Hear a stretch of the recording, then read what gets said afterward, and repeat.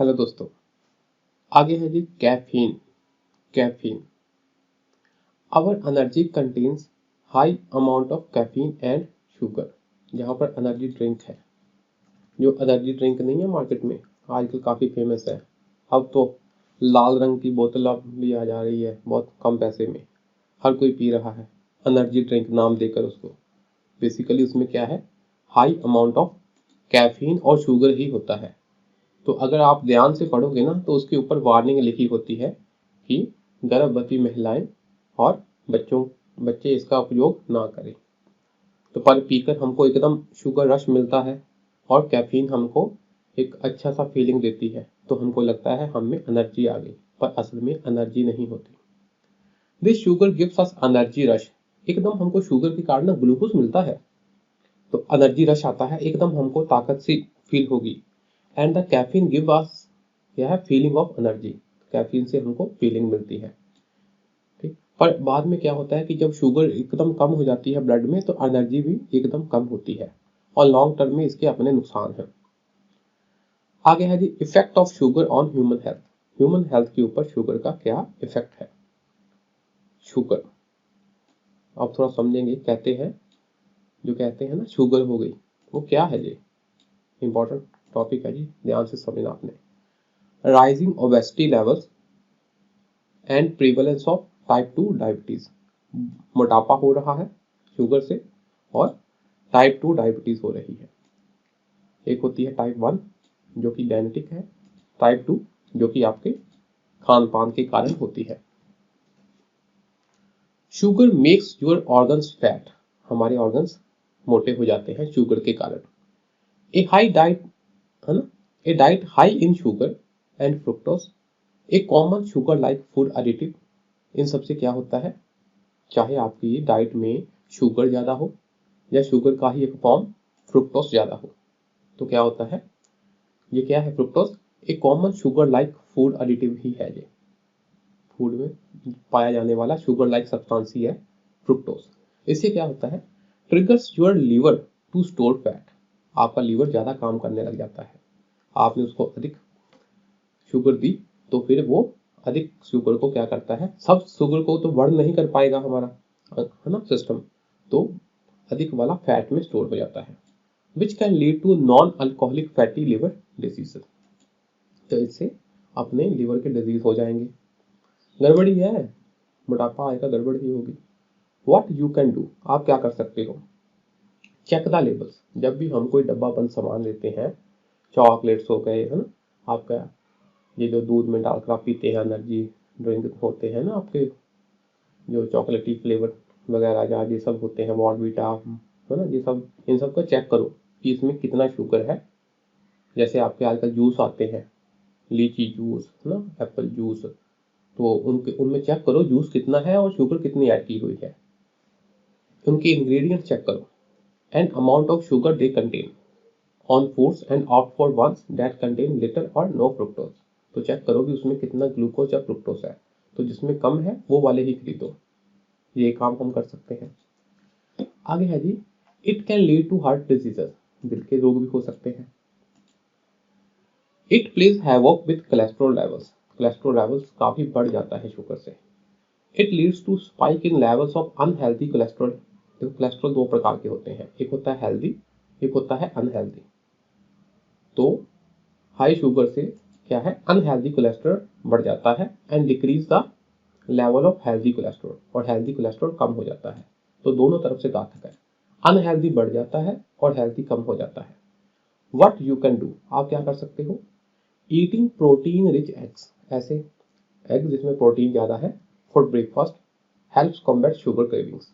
तो जब हम सुबह नाश्ते में प्रोटीन रिच एग खाएंगे, अंडे खाएंगे, तो हमको अंदर से जो शुगर की क्रेविंग है वो नहीं होगी। आपने देखना कभी हमारे अंदर होता है कि हमने खाना खा लिया और फिर भी तलब सी लगी रहती है, हमको संतुष्टि नहीं होती, हम कहते हैं मीठा खाना है, ऐसा कुछ। तो वो क्या है, शुगर क्रेविंग अगर कम करनी है तो कोशिश करो सुबह नाश्ते में प्रोटीन रिच एग खाओ। It's linked with Alzheimer's disease. तो जो बुढ़ापे में आपकी सोचने समझने, आपकी जो याद करने की क्षमता है ना, वो कम हो जाती है, उसे कहते हैं अल्जाइमर। आप इंसान को सब चीज़ें याद नहीं रहती। अल्जाइमर में मीन उम्र के साथ आपको अब चीज़ें याद नहीं रहेंगी, तो कह देते हैं अल्जाइमर हो गया। तो अगर शुगर आप ज़्यादा खा रहे हो तो और अधिक अल्जाइमर होगा, जल्दी हो जाएगा। व्हाट यू कैन डू, क्या कर सकते हो? अवॉइड स्वीट फैटी फूड्स, मीठे और फैट वाले फूड अवॉइड करो। It turns you into an addict, अगर आप ज़्यादा खाओगे, जंक फूड खाओगे, शुगरी फूड खाओगे तो आपको लत लग जाएगी, आप एडिक्ट हो जाओगे, आपको आदत लग जाएगी कि हमको यही चाहिए। Sugar triggers the release of chemicals, जब हम शुगर खाते हैं तो हमारे शरीर में कुछ खास प्रकार के केमिकल्स रिलीज होते हैं, जैसे ओपियोइड्स एंड डोपामाइन। ओपियोइड्स और डोपामाइन ये हमारी बॉडी में रिलीज होते हैं, इससे हमको अच्छा सा फील होता है। That activate the brains player centre, इससे हम दिमाग में हमको जो खुशी पैदा करने वाले हैं ना हमारे फीलिंग, वो बढ़ जाती है, हाँ भी अच्छा लगेगा हमको। It does not take long to acquire a tolerance, meaning you need larger doses. तो होता क्या है, आज आपने कुछ खाया, आपको अच्छा लगा, धीरे धीरे आपको क्या होगा, अमाउंट अधिक चाहिए है आपको, मीन उसकी भूख बढ़ती जाएगी, इसके जो डोजेस है उसकी मात्रा बढ़ जाएगी, हमको और क्वांटिटी में चाहिए अब, ऐसा आपको फील होगा, क्योंकि आदत बन जाएगी। कम आदत से आपकी क्रेविंग शांत नहीं होगी। व्हाट यू कैन डू, क्या कर सकते हो? Cut down on the sweet stuff and allow at least a week for your taste buds to adjust, धीरे धीरे खाने में चीनी कम करो और अपने टेस्ट को एडजस्ट करो किसी और कुछ चीजें खाकर। कैसे? Try eating smaller meals more often, आमतौर पर क्या करो, एकदम ज्यादा खाने की बजाय छोटे छोटे मील्स खाओ। If you can't fight the craving off for a sweet treat of no more than 150 calories और ऑफ बेटर हेल्थियर ऑप्शंस, अगर आपको मन ही करा है कि मैंने मीठा खाना ही खाना है तो कम तादाद पर खाओ, थोड़ा सा खा भी लो, ठीक है, और कोशिश करो नट्स, फ्रूट्स और अनस्वीटेंड पॉपकॉर्न वगैरह जिसमें चीनी नहीं मिली हुई ऐसी चीजें, फ्रूट खाओ, फ्रूट में भी जो फ्रूट का शुगर होता है वो इतना हानिकारक नहीं होता, वो हानिकारक नहीं होता फ्रूट वाला शुगर, उसको खाओ, फ्रूट को खाओ, नट्स वगैरह खाओ, बादाम वगैरह खाओ, ये सब चीजें। It disables your apatite control, ज्यादा शुगर खाने से क्या होता है, जैसे हम अपनी भूख पर नियंत्रण नहीं रख पाएंगे। क्यों? क्योंकि जो शुगर होता है, एकदम आपको शुगर रश दिया, फिर जब शुगर ब्लड में से निकल गया तो एकदम आपने थकान पैदा की, महसूस की, आपको एनर्जी लेस सा फील हुआ, तो आपको लगेगा मुझे कुछ दो खाने को, दो खाने को, तो इस धीरे धीरे क्या होगा, तो हमारी भूख को रोकने की जो क्षमता होती है वो कम हो जाती है। It disables your apatite control. Fructose acts negatively on the leptin hormones, एक खास प्रकार का हार्मोन्स लेप्टिन, ये क्या करता है, that tell your brain when you have eaten enough, हमारे शरीर में हार्मोन का अपने अपने काम होते हैं हार्मोन्स के, तो इसी प्रकार एक लेप्टिन हार्मोन होता है जो हमारे दिमाग को कहता है बस अब हमने बहुत खा लिया, अब बस करो, पर शुगरी डाइट खाने से ये वाले हार्मोन को इफेक्ट होता है। A high fructose diet can leave you feeling hungry even when you are overeating, आप खाए जा रहे हो पर फिर भी मन ये कहता है नहीं यार मुझे भूख अभी भी लगी है, आपकी भूख तृप्त नहीं होगी। क्यों? इसके कारण, हाई फ्रुक्टोज डाइट के कारण ऐसा भी हो सकता है। What you can do, walk it of, ठीक है ना, कम करो इसको, थोड़ा पैदल चलने की आदत डालो ताकि जितना खाया है उसको बर्न किया जा सके। ब्रीफ एक्सरसाइज करो, such as a 15 minute walk has been shown to help reduce sugar cravings, तो अगर हम पैदल चलेंगे तो ये पाया गया है कि हमारे लिए जो शुगर की क्रेविंग है हमारे शरीर में कम हो जाती है। क्रेविंग का मतलब चाहत। It can make you depressed, अधिक शुगरी डाइट से आप डिप्रेस्ड भी हो सकते हो। Sugary food consumers face an almost 40% higher risk of developing depression than healthy eaters. Healthy eaters से 40% ज़्यादा आपके चांस होते हैं कि आप डिप्रेशन में जाओगे। What you can do? Take an honest look at your diet. Figure out exactly how much sugar you are consuming and aim to limit your intake. अपना देखो भी आप कितनी शुगर खा रहे हो, कोशिश करो उसको कम करने की, and make healthier choices. ये सब बातें होगी, थोड़ा हमने डायबिटीज के बारे में पढ़ा। आगे थोड़ा पढ़ लेते हैं जी कैफीन के। पहले हमने पढ़े शुगर के, अब पढ़ेंगे हम कैफीन के साइड इफेक्ट क्या क्या है। किसके जी? कैफीन के। कैफीन के साइड इफेक्ट्स, ठीक है जी।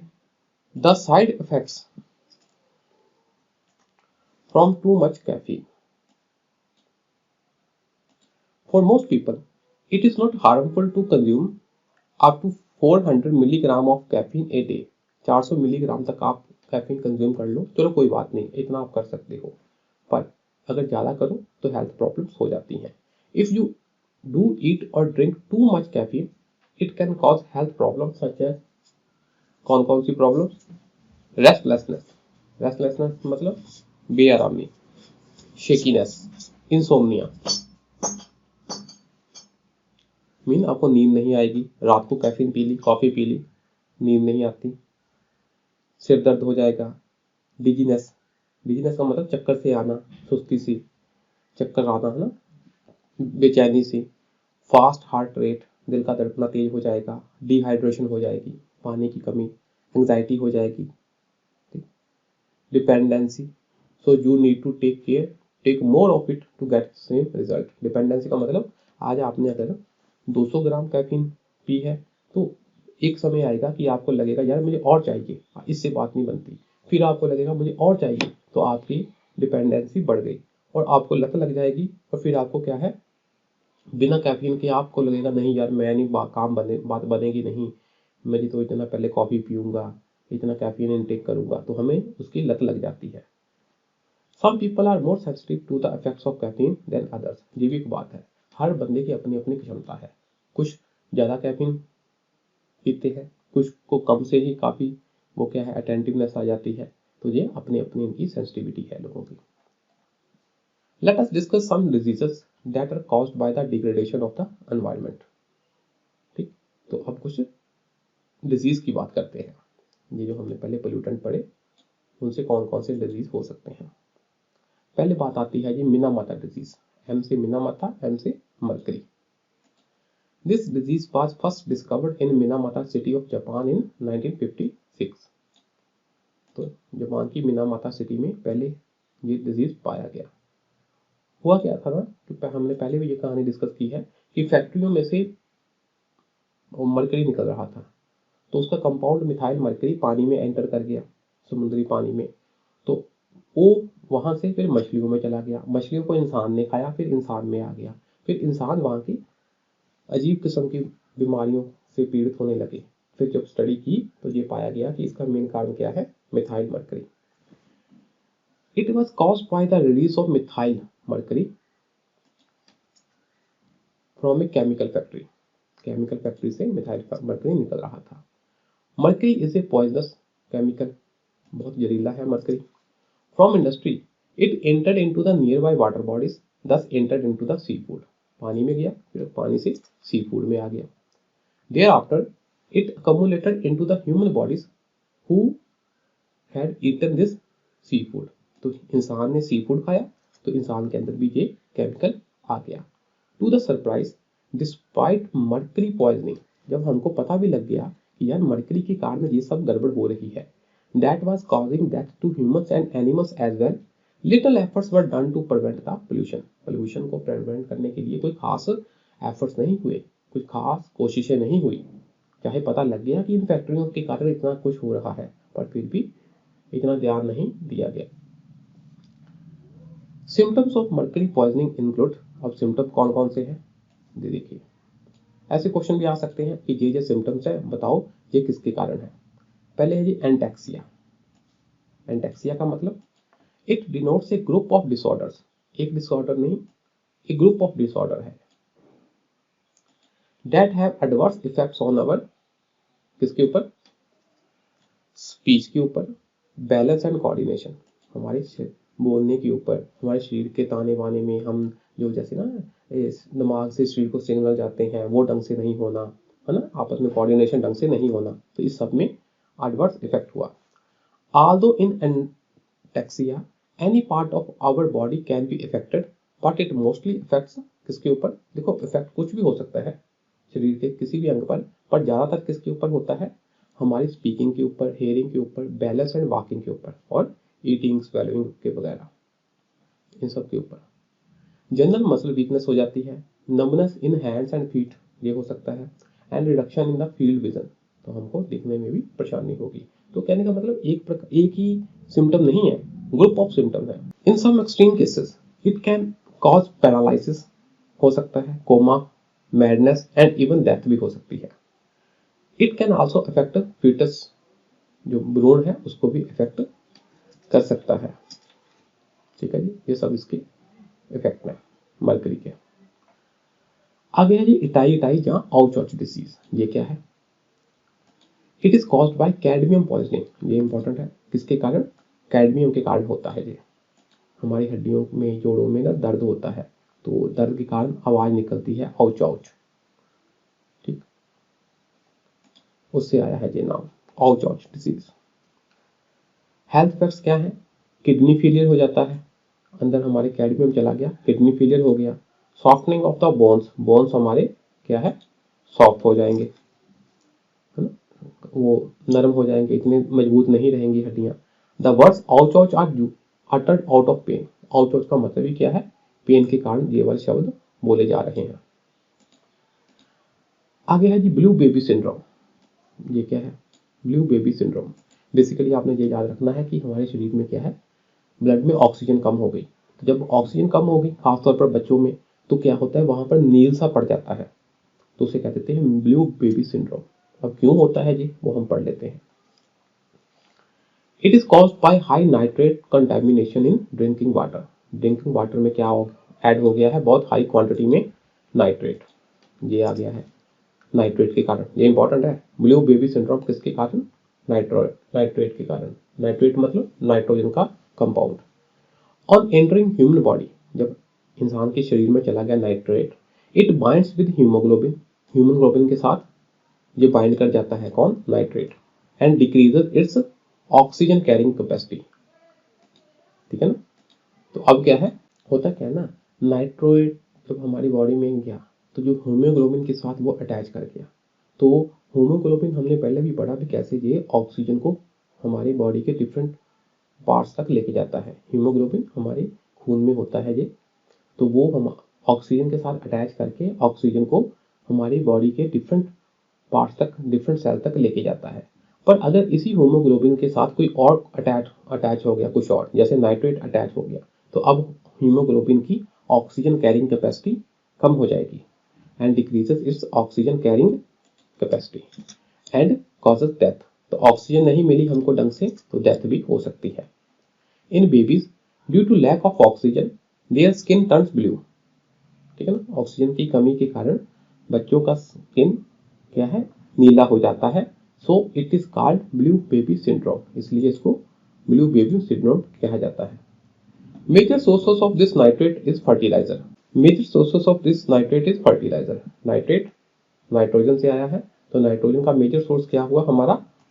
फर्टिलाइजर्स और इंडस्ट्रियल वेस्ट, ये है हमारे इसके मेन सोर्सेस।